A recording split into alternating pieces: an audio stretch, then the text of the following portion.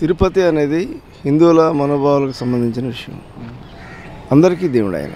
ప్రపంచవ్యాప్తంగా వెంకటేశ్వర స్వామిని కొలుస్తారు. అటువంటి వెంకటేశ్వర స్వామి మన రాష్ట్రంలో కొలువై ఉన్నారు. మనందరికీ కూడా చాలా అదృష్టానికి సంబంధించిన విషయం. దేవాది దేవుడు వెంకటేశ్వర స్వామి కలియుగ దైవం మన రాష్ట్రంలో ఉండడం, ఆయన అందరూ ఆరాధించడం, ఆయన ప్రసాదాన్ని ఎవరికైనా ఇస్తే వాళ్ళు ఎవరైనా సరే ప్రసాదం పుండగా ఇచ్చినప్పుడు చెప్పులు తీసి కళ్ళకు అద్దుకుని తింటారు. అటువంటి ప్రసాదం మీద కొన్ని ఆరోపణలు రావడం దురదృష్టకరం. అటువంటి ఆరోపణలు సాక్షాత్తు ఆంధ్రప్రదేశ్ ముఖ్యమంత్రి చంద్రబాబు నాయుడు గారు చేశారు. ఈ ఆరోపణలు ఆయన దగ్గర ఆధారాలు ఉండి చేసి ఉండవచ్చు ఆరోపణలు. ఇటువంటి వాటి మీద ముందుగా ఏంటంటే ఎఫ్ఐఆర్ కట్టి అందులో అటువంటి విషయాలు ఏమైనా అందులో జంతువుల కళేబరాలకు సంబంధించిన పదార్థాలను కలపడం కానీ, లేకపోతే పిగ్ ఫ్యాట్ అని కూడా అంటున్నారు, పంది మాంసానికి సంబంధించిన విషయాలు కూడా కలిపారు అంటున్నారు. ఇవన్నీ కూడా పరమ పవిత్రమైన తిరుమల తిరుపతి దేవస్థానానికి సంబంధించిన లడ్డూల్లో కలపడం అనేది చాలా ఆక్షేపణీయం. ఇది అందరి మనోభావాలు దెబ్బతింటాయి. ఇటువంటిది ఏమైనా జరుగుంటే కనుక వాళ్ళ మీద ఒక ఎఫ్ఐఆర్ నమోదు చేసి అందరి మీద కఠినమైన చర్యలు తీసుకోవాలని చెప్పి కోరుతా ఉన్నాము. ఇది రాష్ట్ర ప్రభుత్వం ఒక ఎంక్వైరీ ఇనిషియేట్ చేయాలి.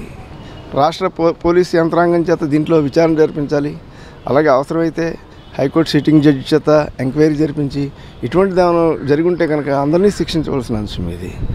ఇటువంటి ఆరోపణలు చేసినప్పుడు అవి నిరూపించవలసిన అవసరం కూడా ఉంటుంది.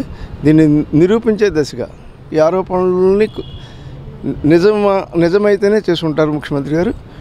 ఆ అంశం మీద విచారణ జరగాలి. ఆ విచారణ నిష్పక్షపాతంగా ఉండాలి. అలా జరిపించి ఇది చేయవలసిందిగా కోరుతాం. లడ్డు ప్రసాదంలో ఇలా కల్తీగా కలిపే అవకాశం ఉందంటారా? ఎందుకంటే ఏ పదార్థాలైనా కల్తీ చేయొచ్చు.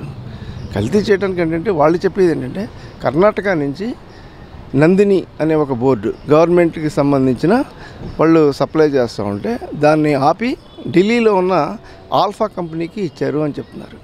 మనకి చాలా టన్నులు ఈ నెయ్యి అవసరం ఉంటుందని కూడా అంటున్నారు. వాళ్ళకి అంత సప్లై చేసే అవకాశం కూడా ఉండదు, అన్ని ఆవు పాలు వాళ్ళకి దొరికే అవకాశం ఉండదు కూడా అంటున్నారు. ఈ విషయాలన్నింటినీ కూడా ఒక హైకోర్టు సిట్టింగ్ జడ్జి చేత ఎంక్వైరీ చేయించి ఆ కంపెనీ ఇప్పుడు కర్ణాటక బోర్డు అయితే అది కర్ణాటక రాష్ట్ర ప్రభుత్వానికి సంబంధించిన ఒక బోర్డు. అది దాంట్లో అవినీతి జరిగే అవకాశం ఉండదు. వాళ్ళ టెండర్లు అవన్నీ కూడా ప్రభుత్వానికి వెళ్తాయి. డబ్బులు అవన్నీ కూడా స్వచ్ఛమైన నెయ్యి వచ్చే అవకాశం కూడా ఉంటుంది. అందువల్ల ఏంటంటే ఇప్పుడు ఈ కంపెనీని మార్చడంలో ఏమైనా అవకతవకలు ఉన్నాయా? ఆ ఆల్ఫా అనే కంపెనీకి అన్ని ఆవు పాలు సేకరించి దాన్ని ఒక కరెక్ట్గా నెయ్యిని తయారు చేసే విధానంలో ఏ విధమైన కల్తీ చేయకుండా ఉండే పరికరాలు అవన్నీ కూడా అక్కడ ఉన్నాయా లేదా అవన్నీ కూడా చూడవలసిన అవసరం ఉంటుంది. రోజుకి ఎంత నెయ్యి వాడతారు, ఎప్పుడు వచ్చింది ఆ నెయ్యి, ఎప్పుడు ఎంక్వైరీకి పంపించారు, ఆ ఎంక్వైరీ రిపోర్ట్ కూడా అది నేషనల్ డైరీ డెవలప్మెంట్ బోర్డుకి సంబంధించిన వాళ్ళు ఇచ్చారు. అది CALF అనే ఒక ప్రామాణికమైన సంస్థ నిర్ధారించిందని కూడా చెప్తా ఉన్నారు. అటువంటిది ఏమైనా జరుగుంటే కనుక కఠినమైన చర్యలు తీసుకోవాలి. హిందువుల మనోభావాలు దెబ్బతినకుండా ప్రభుత్వం ఒక నిష్పక్షపాతమైన నిర్ణయం తీసుకోవాలని చెప్పి కోరుతాం. కేంద్ర ప్రభుత్వం కూడా సంచలన నిర్ణయం తీసుకుంది. జమిలీ ఎలక్షన్స్ పెట్టాలని కూడా నిర్ణయించింది. దీనిపైన మీ అభిప్రాయం ఏంటి? మీరేమంటారు?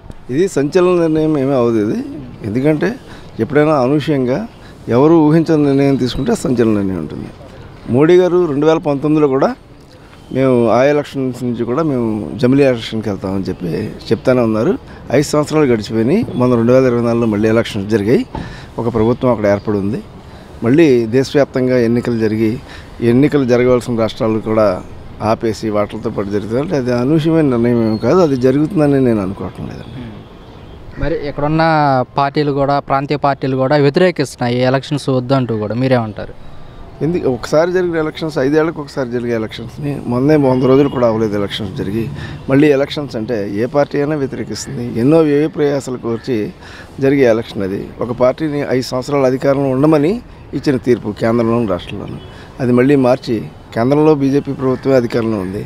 వాళ్ళకి అధికారం అక్కర్లేకపోవచ్చు 5 సంవత్సరాల పాటు. ఇప్పుడు అధికారంలోకి వచ్చిన పార్టీలు అధికారం కోల్పోవాలని అనుకోవు కదా. ఎందుకని కేంద్ర ప్రభుత్వం జమిలీ ఎలక్షన్స్కి అంటే చేయాలి, నిర్వహించాలి అనుకుంటుందంటే మీరేమంటారు? జనాల ఏదైనా ప్రభుత్వం మీద ఉన్న వ్యతిరేకం తప్పించడానికి ఒక టాపిక్ డైవర్షన్ కిందే ఉంటుంది. కానీ ఇదేదో ఒక ఉన్న విషయాల మీద దృష్టి మళ్లించడం కోసం జరిగే అంశమని నేను అనుకుంటాను. దీనివల్ల ఎవరికి నష్టం అంటారు, ఎవరికి మేలు అంటారు? ఏమైనా జరిగితే కదా, ఊహాజనితమైనగా ఇది జరిగినప్పుడు అందరికీ నష్టమే. ఎందుకంటే 5 ఏళ్ల పాటు ఉండవలసిన ప్రభుత్వాలని రద్దయిపోతాయి ఆటోమేటిక్గా, మళ్ళీ కొత్తగా ఎన్నికలు జరుగుతాయి. ఇది అందరికీ, దేశవ్యాప్తంగా అందరికీ నష్టమే. అంటే జరిగే అవకాశం లేదు.